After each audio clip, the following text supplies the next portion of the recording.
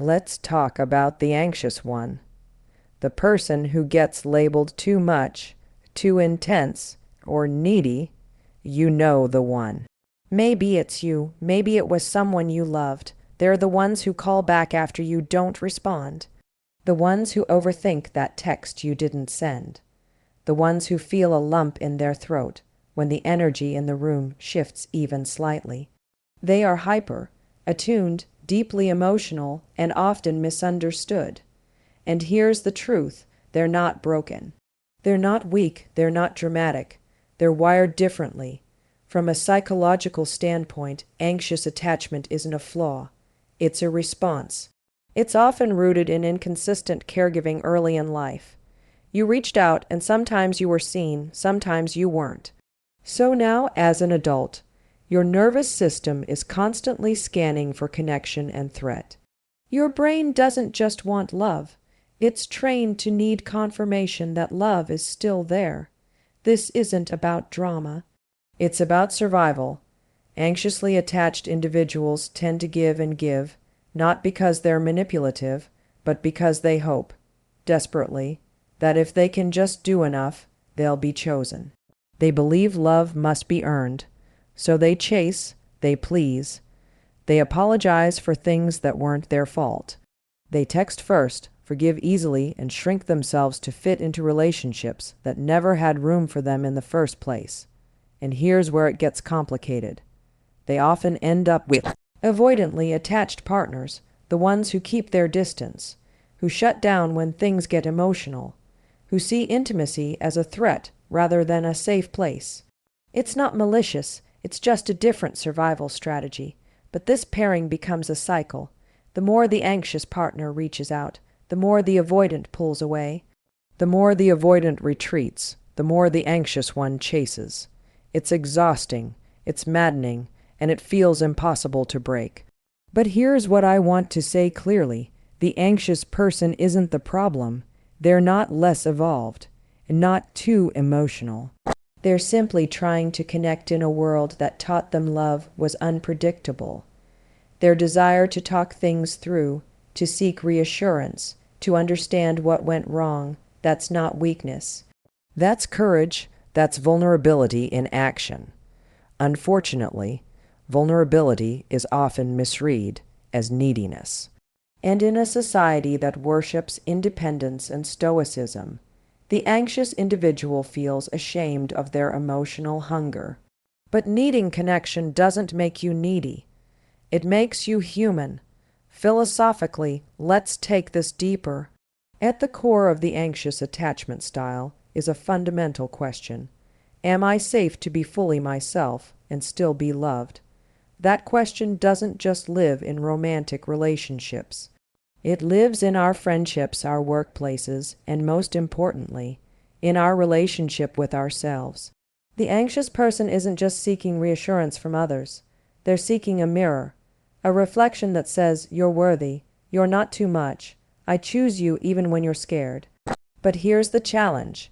When you keep chasing unavailable people, you internalize the belief that you have to work for love, that it's earned through self-abandonment. And every time you betray yourself to stay connected, you reinforce a lie, that your presence is a burden. It's not. Your sensitivity is a gift. Your intuition, your emotional awareness, your deep capacity to love. Those aren't liabilities. They're superpowers. But when you give them to people who don't know how to receive them, you feel like you're too much. You're not too much. You're just giving to people who feel like too little. So the work for the anxious is not to become less emotional or less expressive. The work is to stop abandoning yourself just to feel temporarily safe. The work is to stop performing for love and start practicing internal validation. That means learning to regulate your own nervous system, to pause before you reach for someone who's not reaching back, and to ask yourself, what do I need right now that I think this person is going to give me, and then give that to yourself. This isn't about becoming hyper, independent. It's about becoming secure. And security starts with you. The moment you stop outsourcing your sense of worth to people who can't handle your depth, is the moment your healing begins. And I'll tell you this, it's not easy, but the moment the anxious one chooses peace over pursuit, something powerful happens. Their silence becomes louder than their chasing ever was. And the people who once took their presence for granted, they notice. Because when the anxious one walks away, they take with them not just their energy, but the emotional glue that was holding the entire relationship together.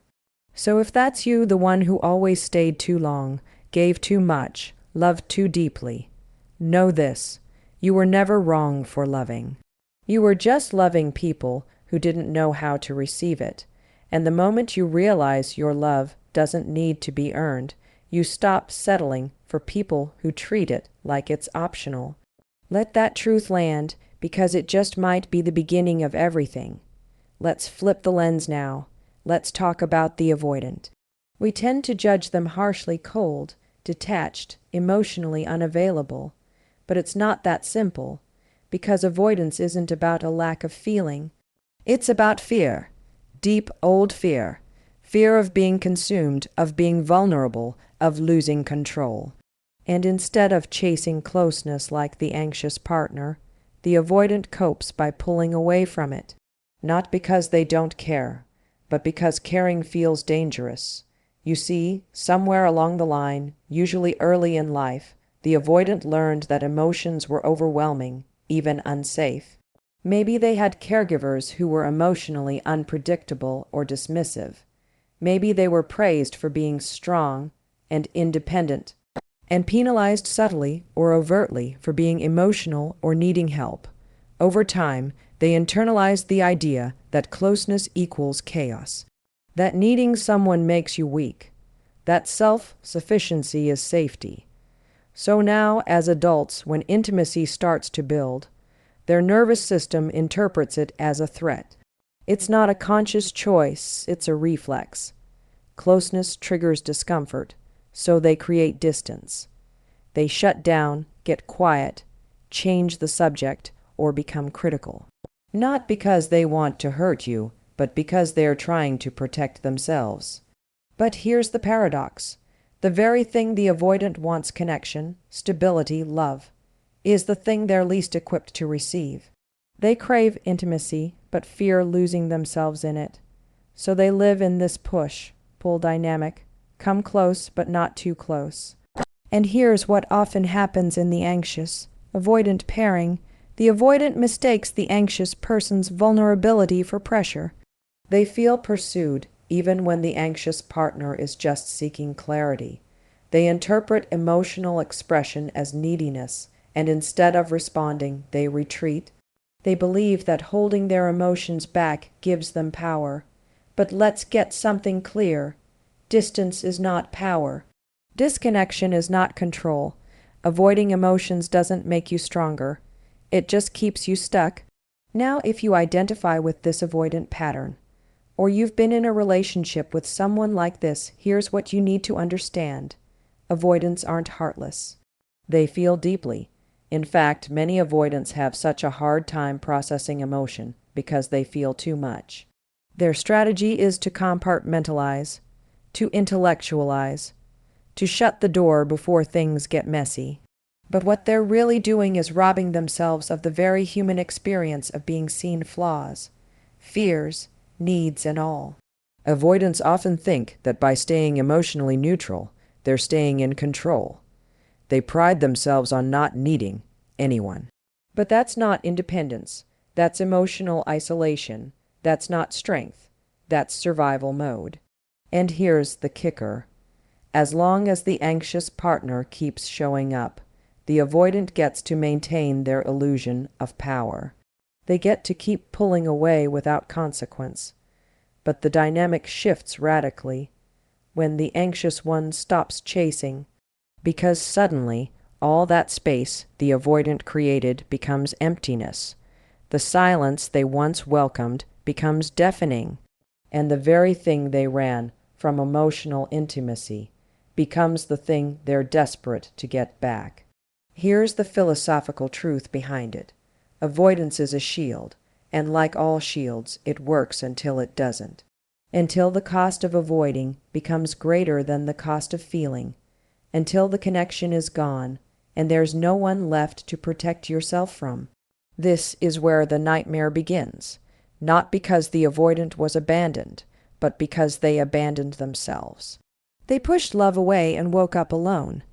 And for the first time, they have to confront what they've spent years avoiding, their own emotional world. And that's the invitation. If you lean avoidant, the goal isn't to become anxious. It's to become emotionally available.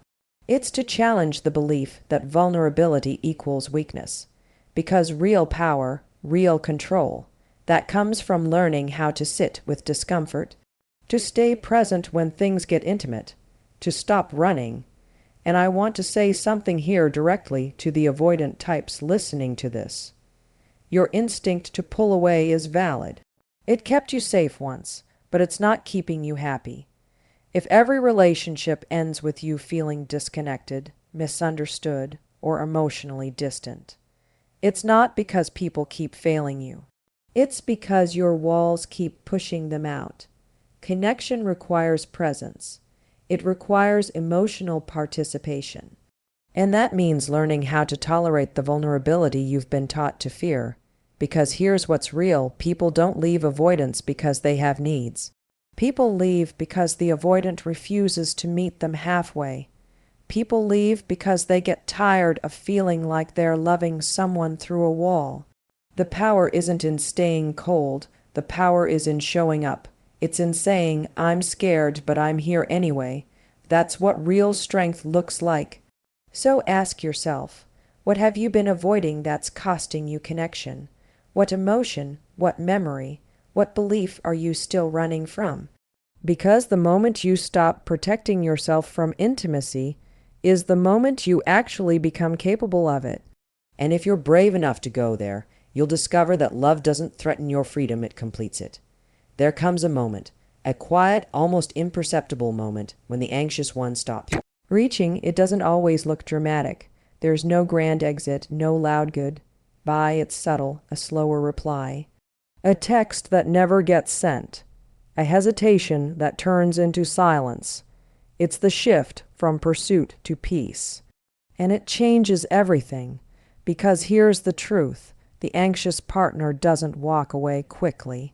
In fact, they fight like hell to hold on.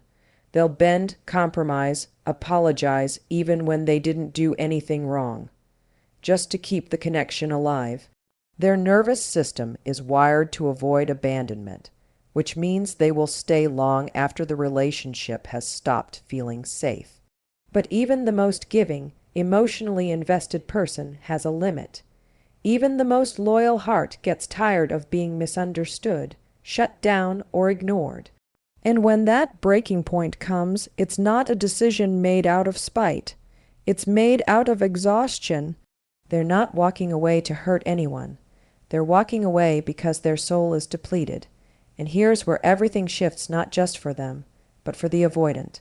Because when the anxious partner finally pulls back, really pulls back, it disrupts the entire dynamic. The emotional dance that's been happening, the push and pull, it stops. And suddenly, the avoidant, who was once comforted by distance, is now confronted by the weight of absence. What felt like relief now feels like regret. What once seemed like space now feels like loneliness.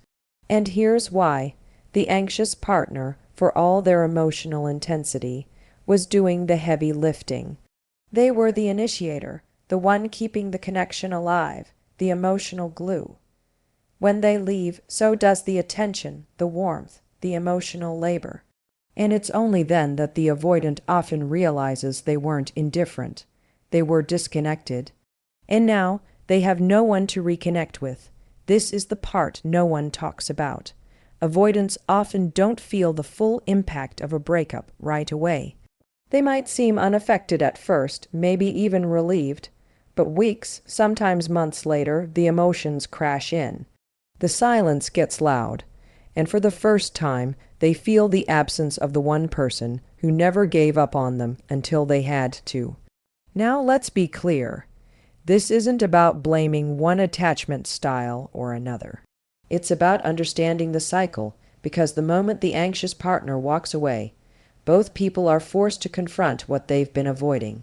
For the anxious, it's the fear of being alone, but now they're sitting with it and realizing they can survive it. That's where real healing begins. That's where self-trust starts to form, and for the avoidant, it's the myth of self-sufficiency, the illusion that they don't need anyone. But the silence exposes the truth. They did care. They just didn't know how to show it until it was too late. There's a deep philosophical lesson here. Avoidance and anxiety are two sides of the same coin. Both are rooted in fear. One fears abandonment, the other fears engulfment. But in trying to avoid pain, they often create the very thing they fear most: disconnection. When the anxious walks away, they're not just ending a relationship. They're stepping into a new identity, one where they are no longer defined by their pursuit of love, but by their standards for it. That's not weakness, that's evolution. That's emotional growth. And it's in this space, this post-walk-away stillness, that transformation becomes possible. For the avoidant, this is the reckoning. The chance to reflect, to feel, to ask the hard questions. Why did I push them away? Why did I run when it got real? What part of me is still afraid of being known?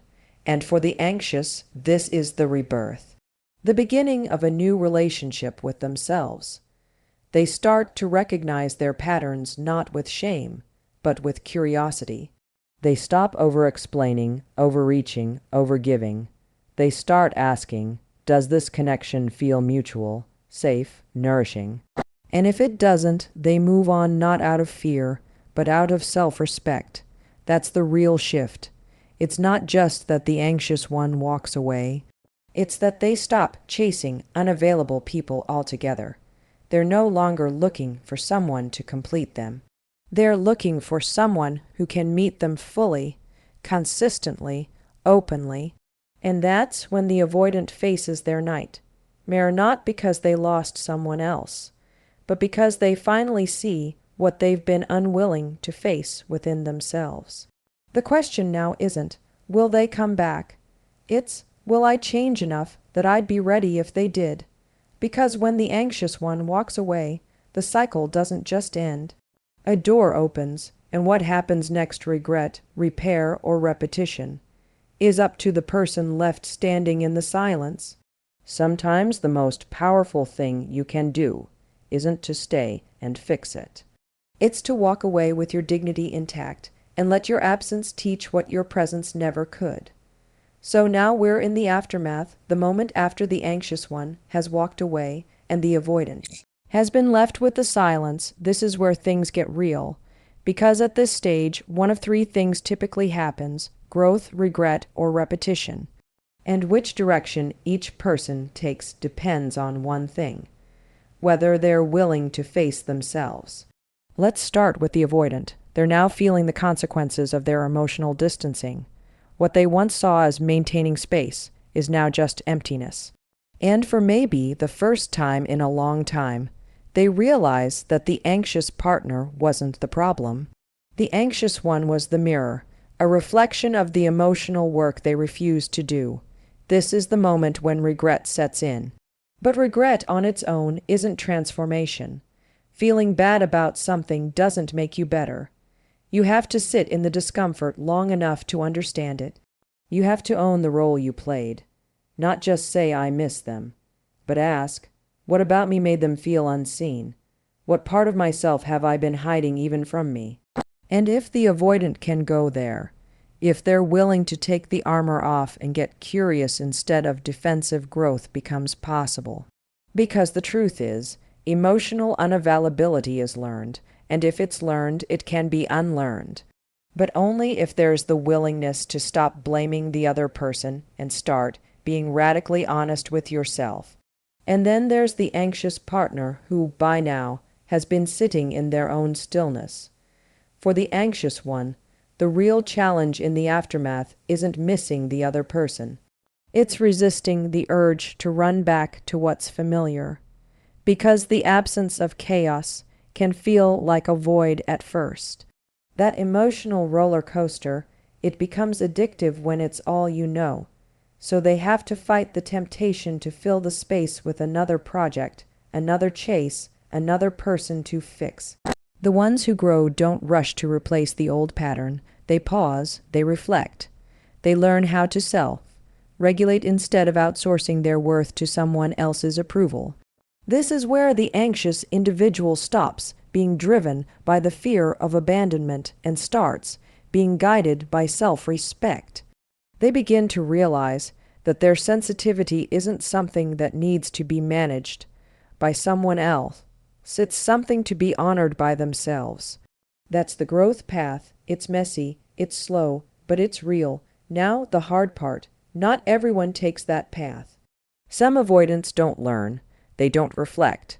They just move on quickly, jump into something else, and repeat the same emotionally distant patterns with someone new, until the same story plays out again, and again, and again. And the same goes for the anxious. Some don't use the silence to rebuild. They use it to reattach to someone else, to anyone who shows just enough interest. And they walk right back into another emotionally one-sided relationship, mistaking intensity for intimacy. Why? Because repetition feels safe. Growth feels scary. Growth requires accountability. It forces you to stop asking, "Why did they treat me like that?" and start asking, "Why did I allow it?" Philosophically speaking, this is the crossroads between fate and choice. Fate is the pattern that keeps you stuck. Choice is the moment you break it, and the choice always comes in the silence, in that space after the bond is broken and before the next one begins. That's where you decide, will I go back to sleepwalking through relationships, or will I wake up and do the work that real love requires? Because the goal isn't to win them back. The goal is to win yourself back. And when you do that, when you stop abandoning yourself for someone else's potential, you start attracting relationships that reflect your worth, not your wounds. Sometimes people do reconnect. The avoidant grows, the anxious heals.